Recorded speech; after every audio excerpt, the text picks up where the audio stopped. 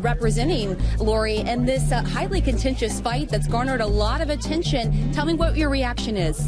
We are thrilled with the court's decision today. We think this is a great day for religious freedom. The court reaffirmed that American families don't give up their constitutional right to religious freedom just because they open a family business.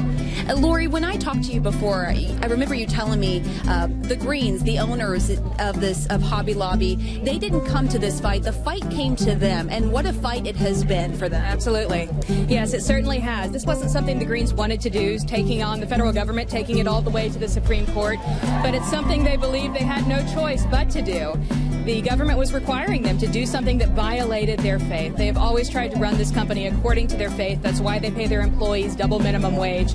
That's why they give their employees a day off on Sundays. And so they just want to continue what they have always done. But Lori, let's look at the other side of this. And we heard the demonstrators today saying, look, the employers should stay out of our business, that this decision will now essentially bring the employer into what should be a very private decision-making process between a woman and her doctor, now that the justices ruled that Hobby Lobby no longer has to cover 4 types of contraception. What do you have to say to the other side?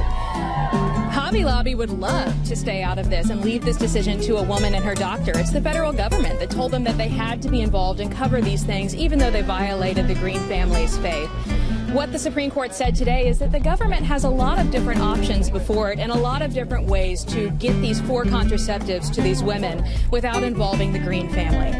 And then there was the other argument, too, from the administration saying that essentially the Greens could have opted not to provide the health coverage for its employees if they did feel like it was a violation of their faith, these 4 types of contraception that they equate to abortion. And your argument to that was that they would be fine. But the administration saying, look, it would have been a wash either way.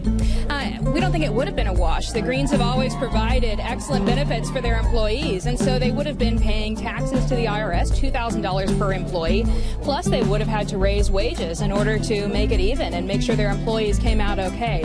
So that still would have been a